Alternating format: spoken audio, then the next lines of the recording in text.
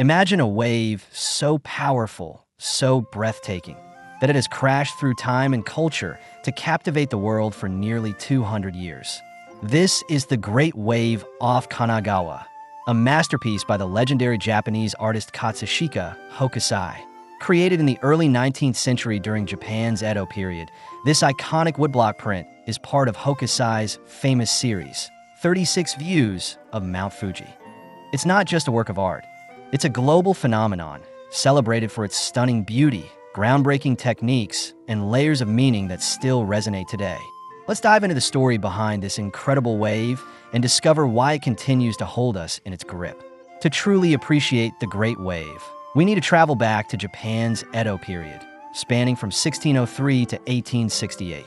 This was a time when Japan was ruled by the Tokugawa shogunate, a military government that enforced a strict policy of isolation called sakoku.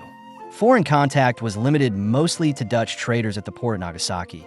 And yet, even in this closed-off world, traces of outside influence slipped through. One striking example, the vivid Prussian blue pigment in the Great Wave. Imported from Europe, this rich color gave Hokusai's work a bold, modern edge, blending Japanese tradition with a hint of the wider world. Hokusai himself was born in 1760 in Edo, today's Tokyo, and he was a creative force like no other. Over his long life, he produced more than 30,000 works, mastering the art of ukiyo-e, or pictures of the floating world. These woodblock prints captured everything from landscapes to everyday life, making art affordable and accessible to ordinary people.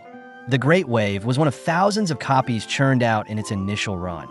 Estimates range from 5,000 to 8,000, thanks to a meticulous process involving artists, carvers, and printers working together. Picture this.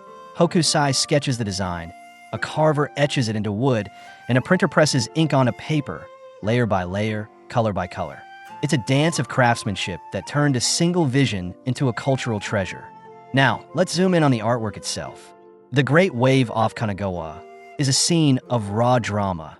A massive wave, its foam curling like claws, towers over 3 tiny fishing boats caught in its path off the coast of Kanagawa. These boats, called ukiyo-e, were used to ferry fish to market, their crews battling the sea for survival. And there, in the distance, stands Mount Fuji, calm, majestic, almost dwarfed by the wave's fury. The composition is pure genius. The wave's arching form pulls your eye across the frame, radiating energy and tension. That deep Prussian blue sea contrasts sharply with the frothy white tips and the pale sky, creating a visual punch that's impossible to ignore. But what really sets this piece apart is Hokusai's use of linear perspective, a technique borrowed from European art. Unlike traditional Japanese prints, which often kept things flat, Hokusai drops the horizon low, giving the scene depth and making that wave feel like it's about to crash right into you. It's a revolutionary touch that shows Hokusai wasn't just a master of his craft. He was an innovator pushing boundaries. But the Great Wave isn't just a pretty picture. It's a window into Japan's soul. It embodies the ukiyo-e idea of the floating world, a celebration of life's fleeting beauty. Back in the Edo period, this meant the lively world of merchants and entertainers. But it also hints at something deeper, the impermanence of everything. That wave, frozen just before it breaks, captures that fleeting moment perfectly, beauty and danger all at once. Then there's Mount Fuji peeking out in the background. In Japan, Fuji isn't just a mountain. It's a sacred symbol of resilience and national pride. Here, it's small but steady, a quiet counterpoint to the chaos of the wave. Together, they tell a story of nature's dual nature, wild and serene, fleeting and eternal. This print is part of Hokusai's 36 Views of Mount Fuji, a series that includes gems like Red Fuji, with its warm, glowing mountain, but the Great Wave steals the show with its sheer intensity. Today, it's a cultural icon. You'll spot it on everything from t-shirts to coffee mugs, and in 2024, it landed on Japan's 1,000 yen banknote alongside Hokusai's portrait. It's a testament to how deeply this artwork is woven into Japan's identity, and how it's become a global ambassador for its culture. The wave didn't stop at Japan's shores. It swept across the world. In the late 19th century, it hit Europe during the Japonism craze, when Western artists fell in love with Japanese style. Vincent van Gogh was obsessed with its lines and emotion. Some even see echoes of it in his swirling starry night. Claude Monet drew inspiration for his dreamy landscapes, and composer Claude Debussy channeled its sea-swept energy into his orchestral masterpiece, La Mer. Fast forward to today, and the Great Wave is everywhere in pop culture. It pops up in manga like Naruto and anime like One Piece, symbolizing power and peril. Video games like Animal Crossing and The Legend of Zelda sneak it into their designs.